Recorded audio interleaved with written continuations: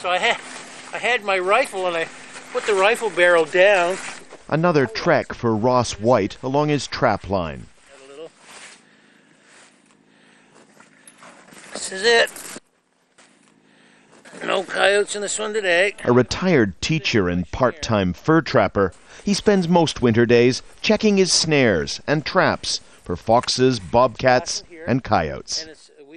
It's not about the money, he says. The extra $20 the government pays for a coyote pelt barely covers costs. Ross says it's about a wild animal that can be dangerous. We're in a situation in Nova Scotia where we can no longer ever say, don't worry about the coyotes, because we've had a fatality, and we've had another young lady that was bitten in the head by a coyote. So it's a dire situation. Normally shy and nocturnal, coyotes seem to be losing their natural fear of people. Hey, get! From across North America, there have been reports of aggressive animal behavior. Nova Scotia's coyote awareness program uses education and warning signs to prevent attacks. But the hunting program also plays a role.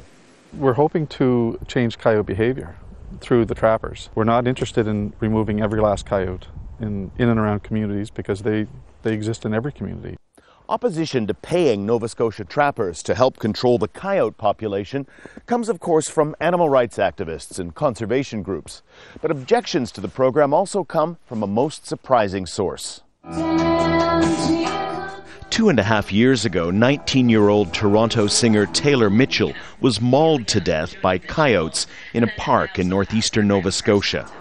Now, even in her grief, Taylor's mother has opposed the bounty program, encouraging activists who've worked against animal culls for years. When you see reports that even her mom would oppose the cull, that maybe the government of Nova Scotia might want to take some advice from her mother and maybe stop it now and look for other alternatives.